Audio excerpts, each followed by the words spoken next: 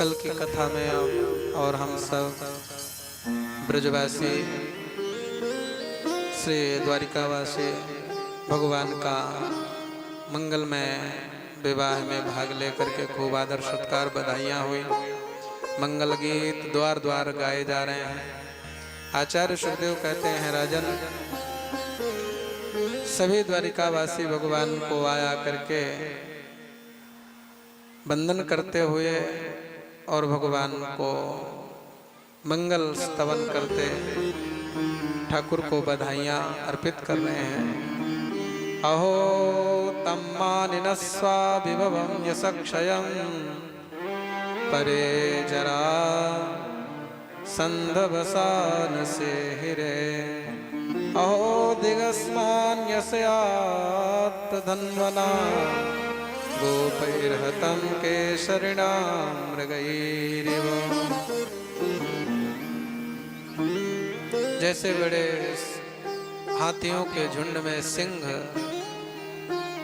मुक्त विहरण करता है, ऐसे ही बड़े बड़े राजाओं जैसे हाथियों के झुंड से भगवान महारानी रुक्मिणी का मंगल पाणी ग्रहण करके और भगवान श्री द्वारिका में आते हैं। लेकिन इधर रुक्मी प्रतिज्ञा करता है, पुण्यनम ना प्रवेक्षामि, जब तक मैं अपने बहन को वापस नहीं लाता हूँ कृष्ण का वध करके, तब तक मैं कुंडनपुर में प्रवेश नहीं करूँगा। सभी राजाओं ने संकल्प किया कि हमें युद्ध में सबको एकत्रित होकर के एक साथ कृष्ण के ऊपर अपने अपने अस्त्र शस्त्रों का वार करना चाहिए।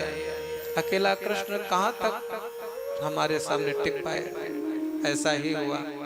मुमुचो सर्वर्षाणि मेघादृशपो यथा। जैसे मेघ प्रलयंकालीन बड़े बड़े पर्वतों में सबसे पहले बारिश करते हैं, जिससे वहाँ का जल प्रकृति संभाल ना सके और बड़ा उपद्रव हो जाए, ऐसे ही ये सब बड़े बड़े राजा एक साथ अस्त्र शस्त्र की वर्षा करने लगे। कुछ लोग तो हाथी में अस्वार थे, कुछ घोड़े वाले थे, कुछ रथ वाले थे और कुछ पैदल सैनिक थे, कुछ रथी हैं, कुछ महारथी हैं। इस प्रकार से हजारों सेनाएं एकत्रित होकर के भगवान से, इनमें सबसे आगे रुक्मी। भगवान ने देखा सेना मेरे पीछे आ रही है और सेना में नायक का काम कर रहा रुक्मी मेरे बहुत नजदीक है। भगवान सीधे सीधे चल रहे थे, सब अस्त्र शस्त्र सामने से दाऊ दादा आते दिखाई दे गए, तो बिहारी जी अपने रथ को इधर मोड़ दिया, तो सैनिकों का मिलन दाऊ दादा से हो गया। दाऊ दादा के मंडल से मिलन हुआ और भगवान निकल गए किनारे, तो रुक्मी तो पीछा कर रखा है। भगवान ने कहा, साले साहब को शिक्षा हम दे देते हैं, सैनिकों को दाऊ दादा दे दें। भगवान ने नंदन तलवार निकाली और कूद पड़े रथ से, और जैसे ही भगवान रथ से दौड़ करके रुक्मी की ओर भगवान बढ़े, समझ गई महारानी कि निश्चित ही भगवान की जैसे नेत्रों के और भौहों के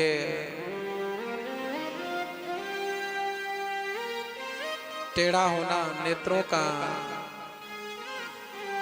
अरुण नयन होना, ये साबित करता है, ये बताता है कि आज भगवान कहीं मेरे भाई का मेरे सामने वध ही ना कर दें।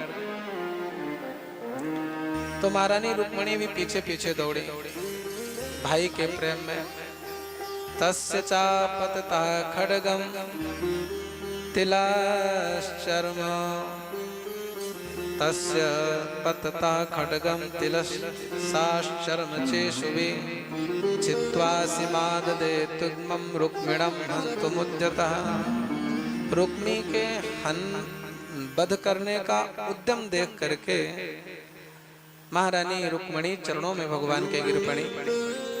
हे भगवान, जीवात्मा और परमात्मा के मिलन में किसी संसार के प्राणी का अमंगल नहीं होना चाहिए।